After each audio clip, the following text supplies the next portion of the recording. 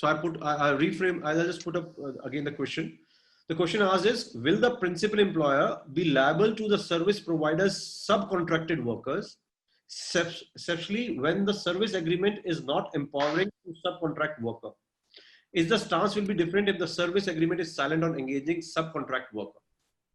So at the end of the day, principal employer is liable for everything which happened to any of an employee, whether a subcontractor employee or contractor employee, in case that person is working on principal employer's workplace or for the purpose of principal employer work. Whether you have internally, what you have internally with a subcontractor or contractor, it has no relationship with that part. What you can do is, in that case, you can reimbursement from that subcontractor or contractor. You will be criminally as well as civil, both way you will be liable as a principal employer. You take all the precautions. I have paid, this is BCS family, I have paid my contract labor only 60% of salary for the month of April. That has made some of the workers fall into the ESIC category who were not earlier, but now with the restart, we will be paying them full salary. Any liabilities towards ESIC for that month? No liability for ESIC for that month, because your CTC, because your gross salary, the rate of gross salary remained the same. You have paid 60% of that gross salary.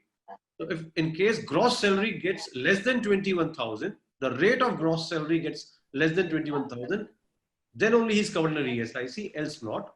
So in this case, you're not liable to pay anything to ESIC.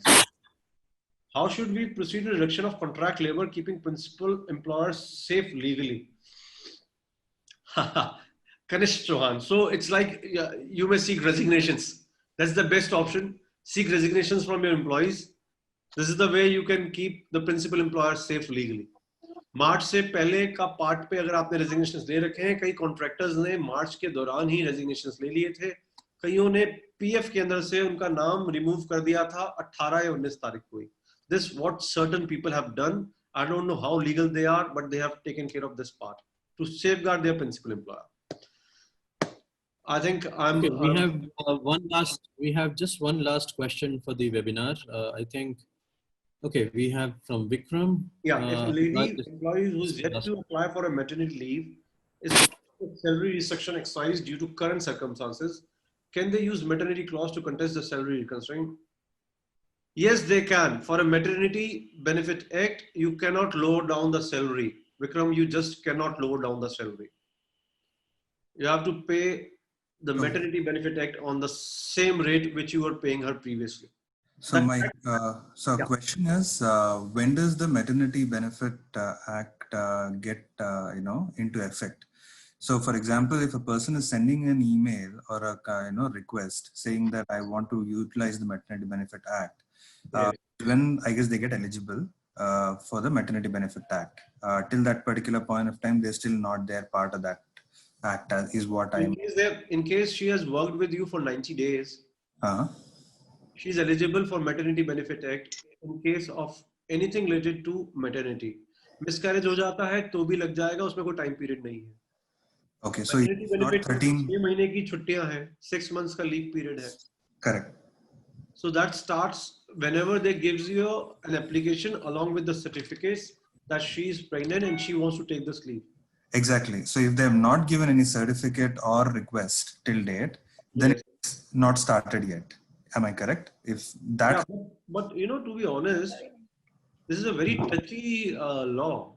In case it moves to the court, I can assure you that you will be, as an employer, will be taken to a task in case she is pregnant.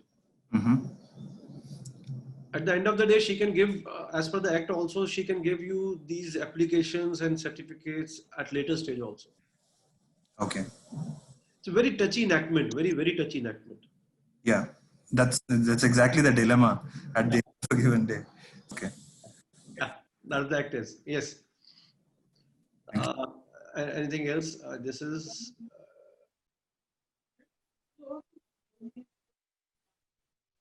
So it's May, June, July. BCS family question is: will PF benefit be applicable for April as well as or from 13th May only? No, it is May, June, July. And previously from March also, that the person who is having less than 15,000 employees, 90% of the strength, and less than 100 employees strength. That order is applicable from April, rather from March, and this one is applicable from May.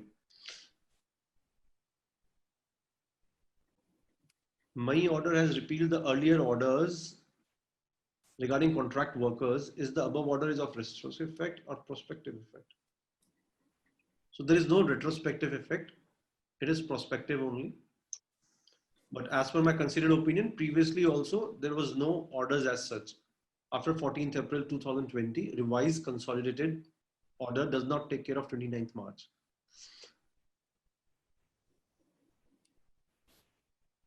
Great. Anurag, just one last question that we have, and I think it's time also. Sonu is there. Yeah.